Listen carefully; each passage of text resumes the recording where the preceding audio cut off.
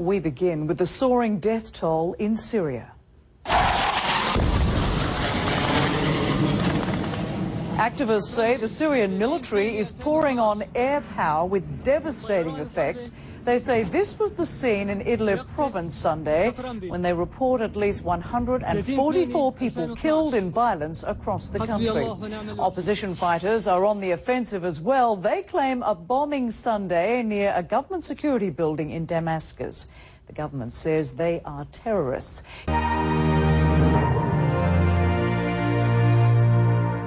Syrian rebels say they were responsible for planting bombs at an army base in Damascus. 2 explosions hit the Syrian capital on Sunday.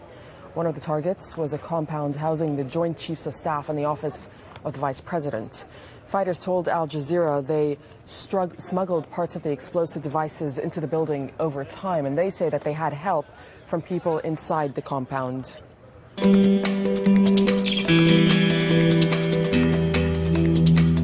Not enough is being done to end violence in Syria, according to the UN and Arab League's new mediator.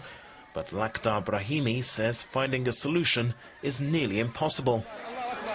With fighting on the ground showing no sign of stopping, his first day in office appears to be the same as his predecessor Kofi Annan's last. In the latest skirmishes, rebels claim to have killed more than 20 government troops in Hama. Amid all the unverifiable video, the scale of destruction is clear.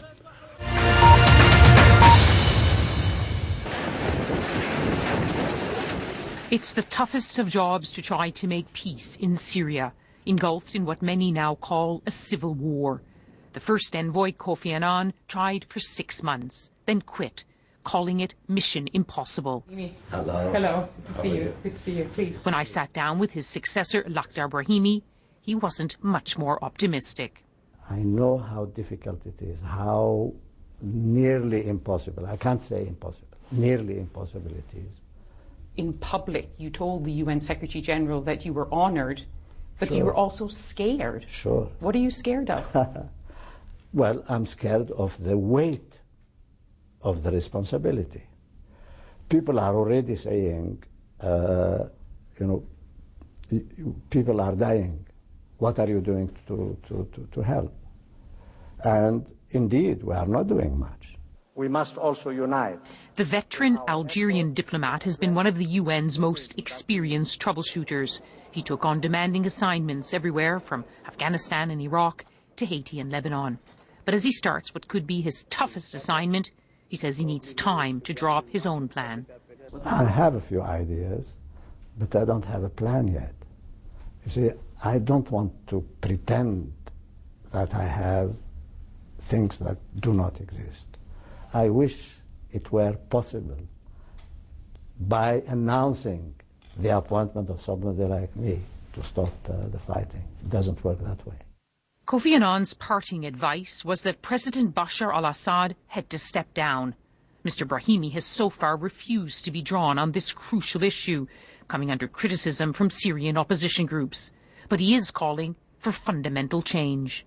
Change is indispensable. Change is unavoidable. It cannot be cosmetic. And governments have got to accept it, otherwise they'll have problems. In effect, you're being very diplomatic. There will be a new order. Who the people will be in that new order, I don't know. Change has to happen in New York too, where the UN Security Council remains deeply divided over how to resolve Syria's deepening crisis. In the past, this blunt mediator resigned when he didn't get the support he needed. He's already said if he doesn't get it this time, he doesn't have a job. Are you attending? For now, his job is to talk to as many people as possible, to do everything he can. But he's also lowering expectations of what he can achieve.